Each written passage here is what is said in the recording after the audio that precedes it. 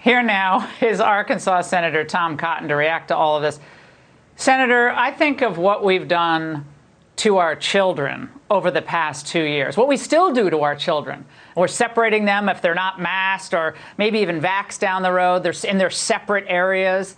But people can just walk across our border unvaxxed and then get shipped basically wherever they want on the taxpayer's dime to just obviously take a job for less wages than the traditional Americans would get.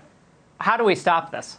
Yeah, Laura, it's criminally negligent. You have Democrats across the country who are still trying to shut down schools, who are insisting that kindergartners wear masks, sending them home if they don't. Meanwhile, your tax dollars are supporting single grown men crossing this border and being shipped wherever they want to go, as we just saw in that video. That's a far cry from what the federal courts have ordered the Biden administration to do, which is to re-implement President Trump's Remain in Mexico policy.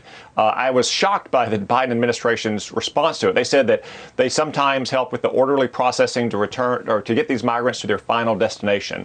Well, Laura, when someone crosses our border illegally, their final destination should always be turning them around and sending them back to their home country. It shouldn't be putting them on a bus or an airplane at taxpayer expense to go wherever they want in the United States.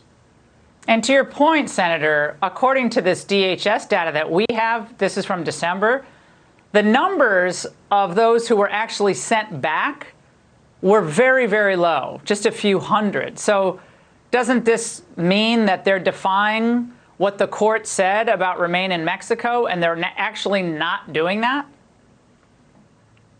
I don't see how you could reach any other conclusion, Laura. When you see that video of single grown men, these are not little kids that were sent here with human traffickers. These are not pregnant women. These are not frail older people. These are single adult men who are plainly coming here not because of violence in their home country to escape persecution, but because they want to get a better job, a job that an American citizen could be doing. That's in direct violation of the court's order. One of the reasons we know this, the Biden administration had to respond and provide this information to the court. I hope the court holds them accountable. I hope they hold Secretary of DHS Mayorkas accountable for this. If they keep doing what they do, which is not enforce the law, America is essentially changed in profound ways going forward, maybe forever.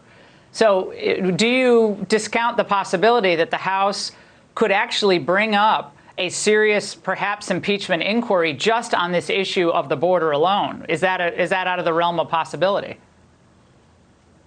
No, Laura, I don't think it's out of the realm of possibility because of all of the abuses of the Biden administration. I think what the Department of Homeland Security has done to undermine American sovereignty, to open our borders, to undercut wages and jobs for the American workers is probably the most egregious, and they're open about it. Secretary Mayorkas has said it in speeches that being illegally present in the country is no longer even a priority for deportation.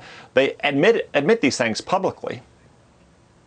Finally, looks like Senator Chuck Schumer is now under fire for his handling of things in the Senate on the Democrat side.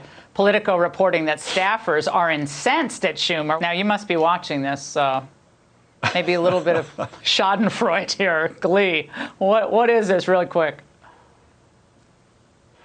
Laura, I can tell you that Chuck Schumer is protecting number one. That's Chuck Schumer.